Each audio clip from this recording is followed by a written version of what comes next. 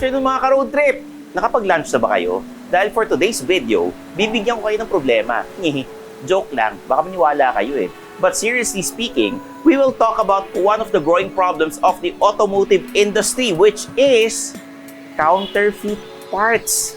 As its name suggests, gawa ito sa mga low-quality materials from poor manufacturing processes. In short, tsaka, peke, pangit, ganun.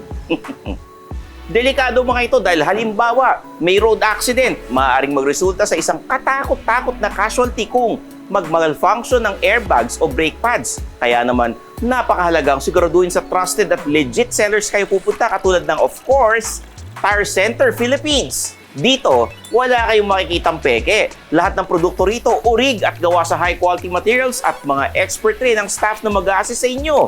Nakasiguro kang hindi ka mabubudol-budol.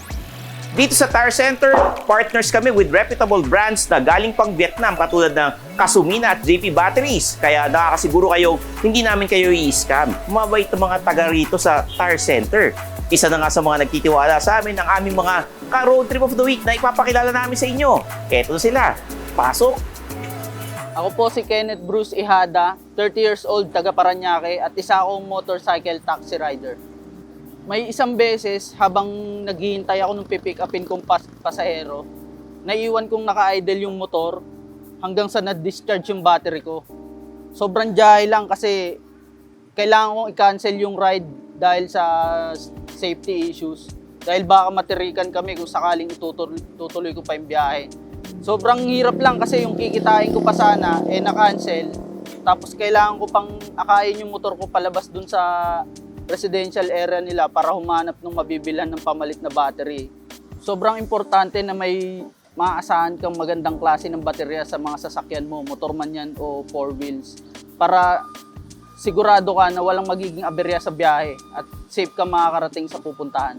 Maraming salamat sa JP Batteries sa pagbibigay ng high quality batteries na ikakabit sa motor ko. Ngayon sigurado ako na safe at hindi ako titirik sa bawat pasaherong ipipick up at idadrop ko. Maraming salamat. And that's it for today. Sana napalagay ang mga loob ninyo na ligtas ang inyong mga tiwala at mga purchases dito sa Tire Center Philippines. Promise, Pexman. I'm your host Stanley Ching, yung senpai ng Turbuhan. Magkita-kita ulit tayo next week. Walang absent ha. O tara, road trip!